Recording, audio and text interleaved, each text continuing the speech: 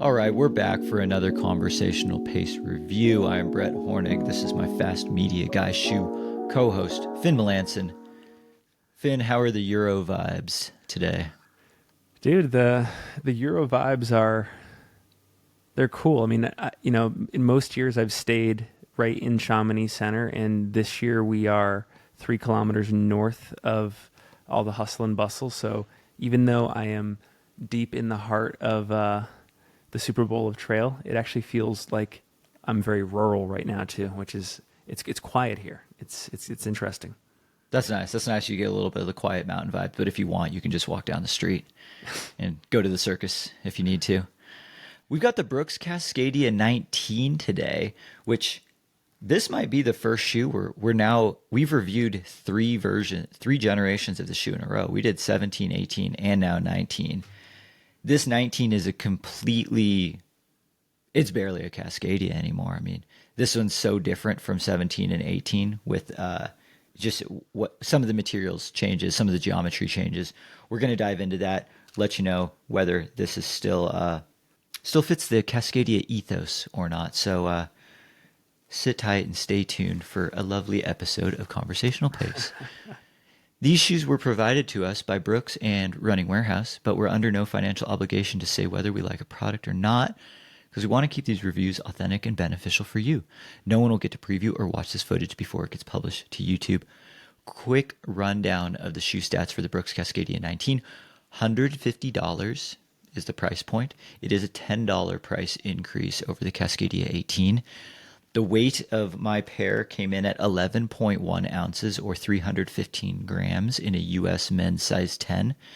Stack height is 28 millimeters in the forefoot and 34 in the heel, which if you had just watched the Cascadia 18 video, you'll be like, wait a minute, why is the stack lower? That's because this number that I'm getting is the foam. So this Cascadia 19 actually increases by 4 millimeters in stack in the forefoot and 2 millimeters more in the heel than the Cascadia 18.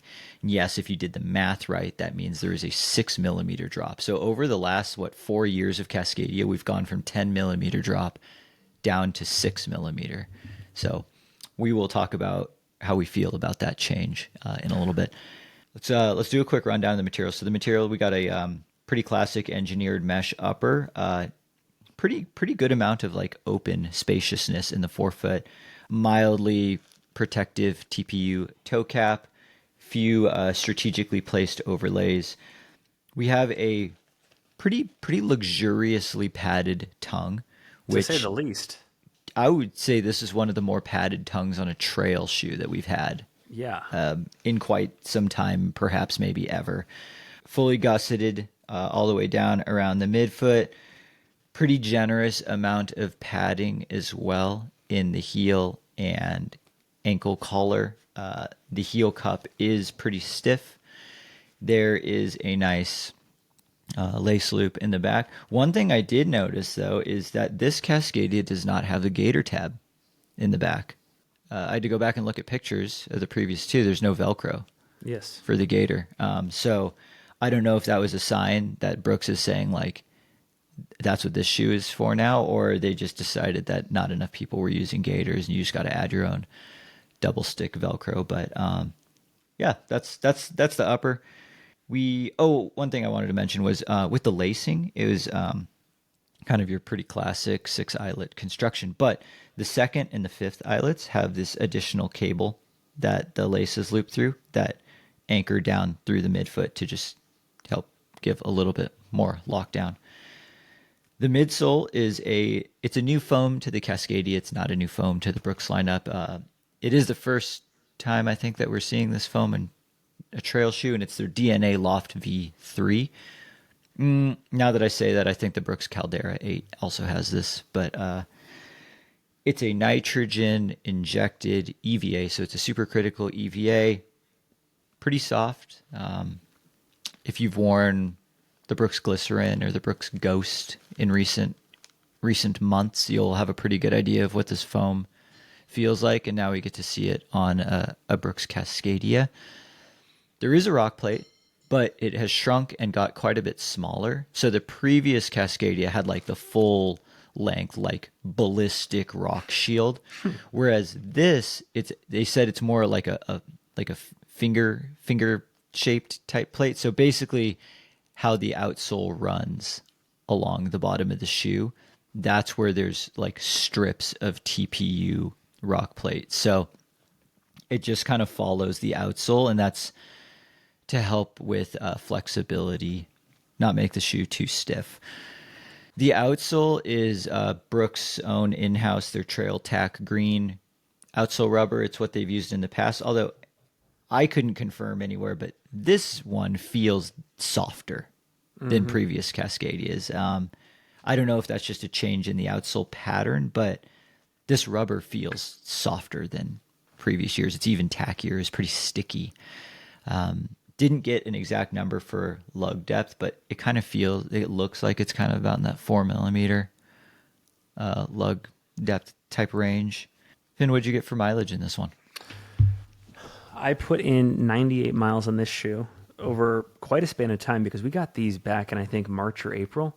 And so this was actually in my quiver at Cocodona. I ran from Whiskey Row to the top of Mingus Mountain in this shoe.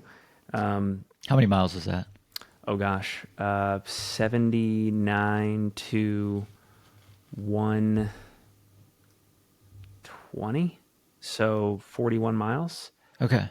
And then just recently did 43 miles on the Maine's 100-mile wilderness section of the Appalachian Trail, and then just threw in some Salt Lake Trail miles, did some stuff up in Alton, Snowbird, got to 98. Yeah, I mean, I know we'll talk about this stuff at the end, but like, I think this is across the board, just incredible updates from Brooks. I'm actually wearing a shirt right now. I was saving it for this interview. It's called Poets Gear Import. There's a hostel up in Monson, Maine called Shaw's. And I was just scanning all the shoes out there. There's probably like 60 hikers out there getting ready to go north and southbound. And I was kind of looking at what they were wearing, all that kind of stuff. And I thought to myself, like, I know something about this Cascadia 19. I think this is in the running when we do our end of the year episode and through hiking shoe of the year. Okay. All right. But overall, incredible updates from Brooks. I have it thoroughly. It's time to be positive for me because I've been negative in recent reviews. This is a fantastic shoe for what it's made for. Yeah. I put in 87 miles in this shoe. I got 16 and a half hours and 18,500 feet of climbing. So it was a pretty vert heavy chunk of time. I did one of my longest training runs ever in this shoe. I went up on the screen. That was a beast of a run. Dude, that was 6 hours and 37 miles with just under 7,000 feet of vert in the Brooks Cascadia. And it was dumping rain for like half of that run, which was very out of the ordinary for August in Ashland. But they got fully drenched, fully submerged, and then they also had to dry out because then I had no rain for the last hour of the run. So it was a good test to see, and good test for grip, good test for just overall cushioning durability. And then I've run. It's been almost a week since that run, and I've run in this shoe almost every day since then. So it was good to see what the cushioning felt like after a 6-hour long run, because sometimes that can just destroy a shoe. Mm-hmm. I didn't do any like fast flat workouts. It just didn't quite line up with my training, but I did do some steeper, harder workouts in this shoe. So I did do some more intense running as well as a whole bunch of easy running. Looking at the upper and the fit, one thing, what are they like death, taxes, and Brooks shoes being true to size? Yep. I think that's what. So mine's a 10. It fits exactly like how a 10 should. One thing that I noticed, this Cascadia over the previous two, I feel like this forefoot got a little bit rounder and the toe box got a little bit less pointy. Yes, I would agree. Because I was just trying on my 18, and while it's fine, I like the shape of this one a little bit better. I had no issues with any sort of rubbing or hot spots or anything. In some Brooks trail shoes, some of the past few Calderas and even the last few Cascadias, Catamount has been okay, but like one thing I've noticed is it's just like the shape. It's not that the shoe is too narrow, but like my foot and how it matches up with the shape of the shoe, my big toe would rub just ever so slightly on the inside of the toe bumper, and it wasn't enough rubbing to cause blisters or anything, but I could just feel it, and it would annoy me, like when you're running in a pack and someone's like touching your elbow. It's like it's not actually affecting me, but it's just getting in my head. I did not have that feeling in this shoe. Like I thought this shoe like fit my foot like perfectly. For me, it was the pinky toe. I had the same issue in previous editions, and I felt like that upper material was just fairly starchy. There was some creasing that caused hot spots across the metatarsal sections of the toes, and that was all taken care of in this update. Yeah. I was worried about how padded this tongue was. And while like out of the box, supremely comfortable. Like step and feel so good, best it's ever been in a Cascadia. But then I was thinking, oh, okay, well, if we have this much padding in a tongue, when I'm running downhill, I'm going to squash the tongue and my foot's just going to go flying forward. Somehow, I didn't have that issue at all. I thought the lockdown was fantastic on steeper descents, even with the padded tongue. How It's come, do like you think? maybe it's because the padding's so soft. When I'm tying the shoe, I'm already compressing the foam a good amount, but it's not annoying. I don't know. Brooks cracked the code. They added a padded tongue, but it didn't hurt the lockdown of the shoe for me. And because of that, like there's no way anyone's getting any lace bite issues in this shoe because the tongue is just so padded. It's like one of my favorite upper combos from like just a training and like long day standpoint. I just think it's so comfortable. How was the lockdown for you? Lockdown was great. Yeah, the whole upper of this shoe is a win. When I said through hiking shoe of the year earlier, one of the key components is it has to be comfortable. It has to sit well on the top of the foot. It has to kind of expand and contract with your foot shape as you're out there on longer outings. Had no lockdown issues. The material around the heel collar, the way that this mesh is sitting on top of my toes. Yeah, it's all been great. Yeah, I think this is one of the best for me at least. This is the best fitting Cascadia that I've ever worn. Let's talk about this midsole and kind of the underfoot feel. So this is DNA Loft V3, and I think we were texting, as soon as we got the shoe, like as far as I know, this is the softest Cascadia that's ever existed. It's also the highest stack Cascadia. So like, Why do you think they made those updates? Or yeah, why did they change it so fundamentally that way? this is my own theory after Yeah. having run in this shoe. Brooks wanted to make this Cascadia more of a running shoe. Huh. Like the previous 17, 18 versions of the Cascadia, it was, whether they wanted it to be or not, it was a hiking shoe first. Like it was a lightweight hiker and a running shoe second.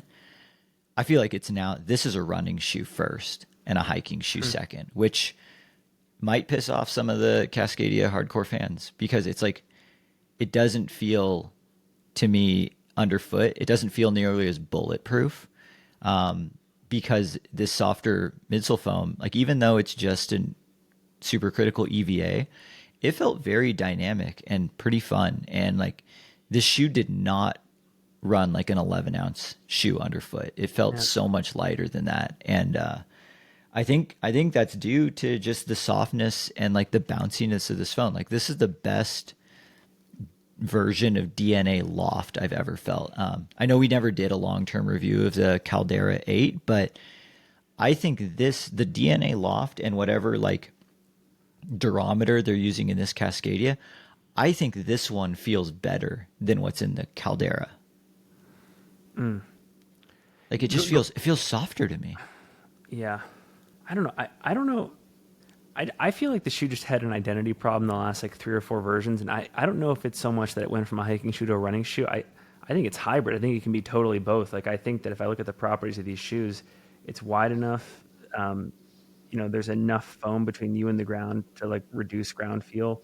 It's a comfortable enough upper. Like I could easily hike, 6 months in this shoe and feel great. And then yeah, like if I'm running 100 miler or above and I'm just trying to like cover the distance and maybe not worry too much about time or place, it's great there as well.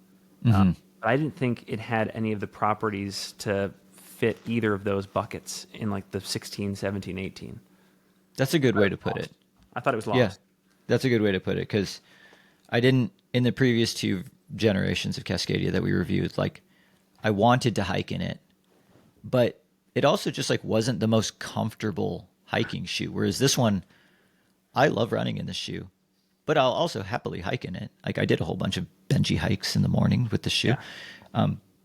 It was great. My one red flag, yellow flag, I don't know. It I do feel though that the underfoot protection is a little bit worse than the previous two Cascadias because the previous two Cascadias had like the full plastic rock plate. I'm okay with that though because of how much more comfortable the shoe is. Mm-hmm. Like one thing I did notice, and I'll try my best to show it, but like I actually did puncture the foam in the forefoot Oh wow. on because like there's like some like right Yep. here. Yep. Like I there's see. a, and that's because if you get a nice sharp rock on any of these grooves here, there's no rock plate there. So like if you get lucky like I did Oh, and you get one like right in the forefoot, that's a great point. you're going to feel that. So honestly, actually from a hiking standpoint, that's less of a worry because you're not applying those same impact forces. But from a long run standpoint and just running, like, you know, I did a lot of just kind of gravel road long running in this as I'm getting ready for Pine to Palm. And maybe like two or three times I hit that rock in the perfect spot and it kind of zinged me. And I was like, ouch, damn it, that hurt a little bit. But it didn't happen enough times for me to not want to wear the shoe. Like the overall comfort still outweighed the few times where I did hit some rocks in this shoe. Yeah. Yeah. Okay. I think that's a great point. Yeah. So like I do feel like the overall rock protection suffered a little bit, but I think that might only be on the running end than the hiking end. Dude, by the way, we got the same color shoe. Oh yeah. Gosh, about time. And they are making this in other colors, but They I are. guess Yeah. they just wanted to give us the highlighter yellow so we could do some free advertising for Brooks when we're out on the trail. How did you feel about Brooks going to a 6 millimeter drop? Well, that's what I was gonna. I guess I don't know enough here. Like when you're going from that 10 millimeter to 6 millimeter drop, what are the trade offs? What are the consequences there? So I guess if you lower the drop, so like a higher drop puts a little bit less strain on the calves and the Achilles, in theory. You lower the drop though, it like you're now elongating your calf and Achilles tendon, but you're also flattening your foot. Like it really depends on who you So ask. climbing penalties, maybe So like harder to climb. yeah, it just sets the body up a little different. Like you raise that heel a little bit, it like affects your entire kinetic chain. For some people it's better, for some people it's worse. But the drop of the shoe, it's also very dynamic. Like if this shoe didn't increase the stack and have softer foam, like if it was low to the ground and went to 6 millimeter drop, I would notice that more. But because it's higher stack, it's softer, the 6 millimeter drop I think actually makes more sense because your whole foot sinks into the shoe a little bit more. I've had problems with low stack shoes and low drop. Like my biomechanics, it just blows up my calves and my Achilles tendons. But if we raise the stack and lower the drop, doesn't give me much problem. So one of the nice parts about just going to a 6 millimeter drop is with this softer foam is I felt that it actually made the heel to toe transition very smooth. And I think part of that is just because there's more cushion in the shoe. It's more forgiving. So it's like why add that extra drop? You lose a little bit of stability when you increase the drop of the shoe. It's like the 10 mil drop shoe is like usually going to be a little bit less stable than the lower drop one. Like that's like where Ultra gets points. It's like the zero drop shoes are very stable. I think 6 millimeters on the trail for Cascadia like this is right in that sweet spot. I loved it. You know, you can see like it's not a very rockered shoe. I was worried that it would be a little slappy, but I didn't notice anything at all. Partly due to how flexible this forefoot is. Here, I'll take the paper out. But like this shoe flexes so nicely in the forefoot while still having a moderately stiff heel and midfoot, and like that is what I'm always looking for in like a daily trainer is, you know, cushion, some protection, but I'm still able to feel out the trail and move with it pretty well. I don't know. I feel like this combination of foam softness, shape, drop, it hit like that nice middle ground for me for most things training that I'm looking for in a shoe. Yep.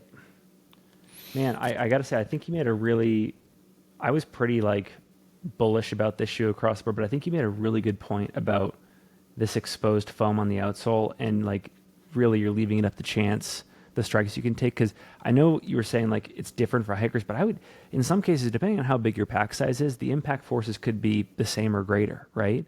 That's true. If you're Depending on rocking how a pretty technical heavy the trail pack. is, like it's kind of a ticking time bomb. So yeah, that is definitely a red flag for me. Otherwise, I was stoked on it.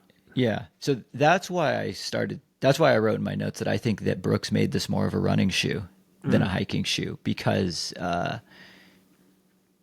I mean, it just simply feels better for running. Like it's good for hiking, but I don't know if I would call this like the de facto hiking shoe. I mean, if I'm through hiking right now, I am grabbing a correct size La Sportiva Prodigio Max over this Cascadia because the Prodigio Max carries a lot of the previous Cascadia's traits with just having a little bit more modern materials. But training for a 100-miler, which is the running that I'm doing, I'm picking this Cascadia over the Prodigio Max every time because it's just a little bit softer, a little bit more dynamic feeling, a little bit more comfortable. Super heavy shoe, by the way, too. Yeah, it is heavy, but like I didn't feel the weight on foot. Interesting. Like I for the way that it just like suctions onto my foot. Like I'm not doing any super fast. I'm not doing like threshold workouts in it. But for any amount of long run, I thought the weight was like adequate. It is lighter. It's actually like 3/4 of an ounce lighter than the previous Cascadia. That is true. Yeah. I swapped out this shoe for the 005 midway through Cocodona, and I finally could run again. Like it was that significant of a difference that like I could actually. Yeah, that would be pretty massive.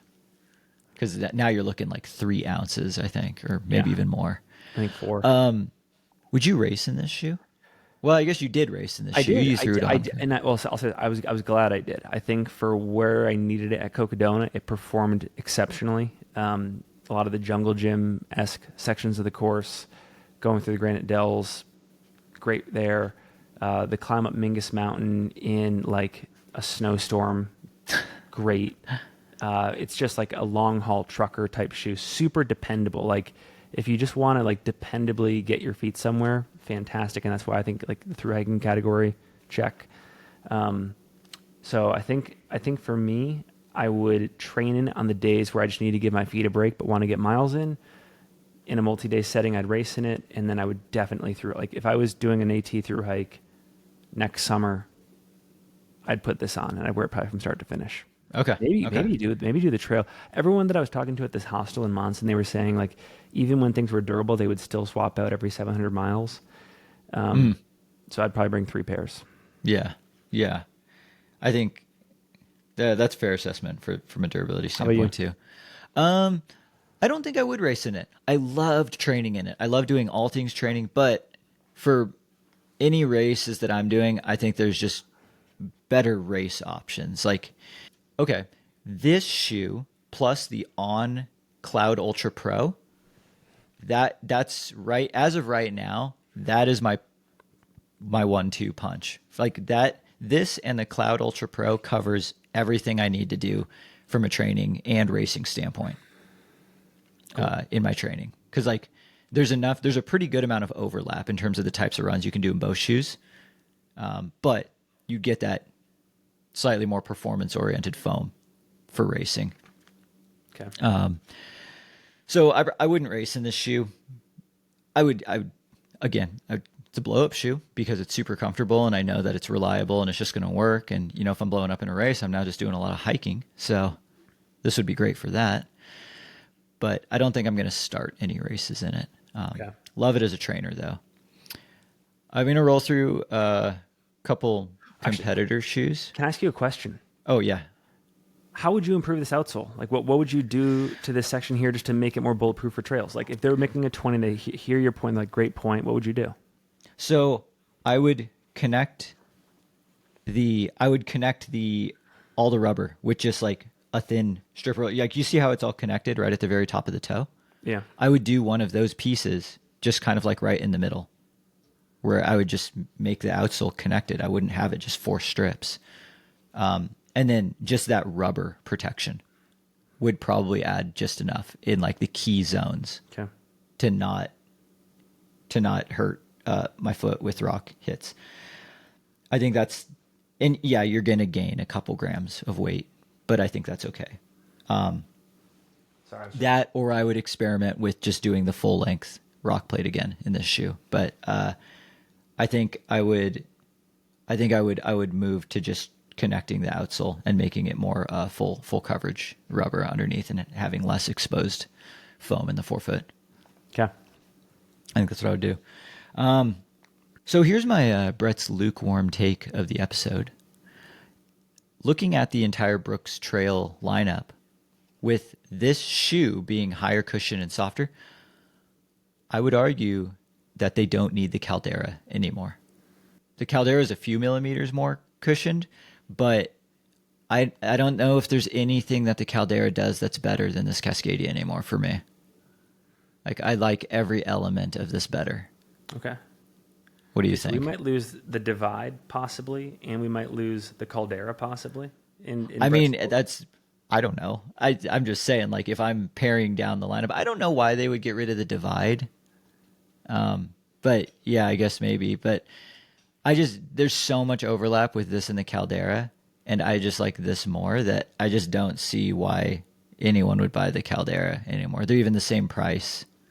And I just think this Cascadia is better than that now. So are you predicting a merge? There's a merger that happens?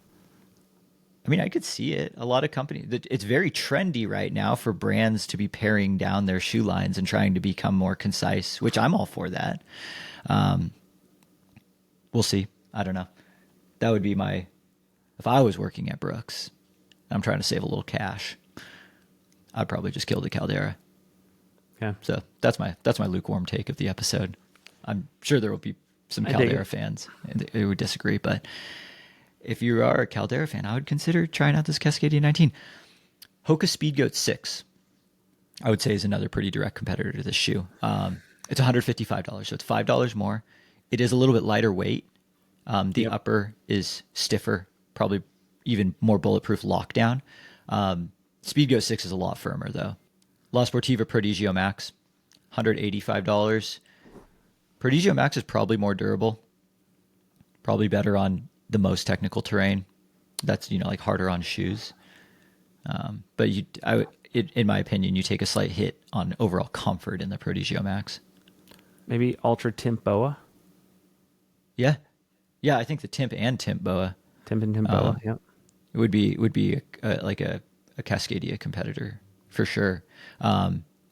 Similar style cushion feeling, actually. You just get the 0 drop versus a 6 millimeter drop. And then the last one I wrote down was the North Face Alta Mesa 500, where $155 again, so like right in that same price ballpark. Alta Mesa gets more rocker, maybe a bit more cushion, a little bit stiffer of a shoe in the forefoot, so kind of some pros and cons there. But anyone who's worn either of those shoes, I think could enjoy a Cascadia quite a bit. Let's talk about durability and value, and wrap this review up because I got to go. How do you feel about the $150 price point for this shoe? Dude, it feels like a screaming deal in 2025. In 2025 for a shoe? That's like what a $100 shoe was in 2019, 2018. Yeah, and I feel like even though Brooks isn't advertising it, I could see this. I could see getting, for what I'm going to do with it, 500 to 700 miles out of it. Yeah. For what you're doing in it, the 500 to 700 miles, is that a mixture of running and hiking, mostly hiking. It's very hybrid. It's a mixture of running and hiking, and I guess it would come like the lower end would be me engaging more in like more technical variable terrain versus like Salt Lake or Ashland foothills running, you know? Yeah. So from a durability standpoint, I thought this was interesting. I thought that this might be a little bit less durable of a shoe than the previous Cascadias for what I'm doing, like running, like pretty much purely running on harder packed dirt. I feel like while this is more cushioned, it's softer, and I'm noticing the rock hits start to break the foam down a little bit. So I was predicting, and like I think the outsole's going to be great. This Brooks rubber is fantastic. I wouldn't be surprised though if for the running that I'm doing, this was more of like a 300 to 400 mile shoe. Okay. With that being said, I still think 300 to 400 miles of trail running out of a shoe is very good. At Like 150, yeah. at $150, absolutely. I still think that's a fantastic value, especially for the comfort and like the amount I enjoyed running in the shoe. Like this was one of the few shoes of the year where I'm like a little bit bummed that the testing is over because I need to run in other shoes for testing. But I was like, wow, I actually felt really confident that like I can just train for a race in this shoe and I'm not going to get hurt. And it's just going to do everything that I needed to. So $150 to have that kind of peace of mind, fantastic value. I think I've said everything I need to say about this Cascadia. Good on you, Brooks, for a fantastic Cascadia seriously. update. Seriously, fantastic. I think it's worth it. I think it's worth a try for sure. And if you do want to try the Brooks Cascadia 19 and your local run specialty shop doesn't carry it, feel free to use our link. Maybe I'll even put it like right here, and I'll put it in the show notes. Your purchase helps support our channel. It allows us to keep doing these reviews.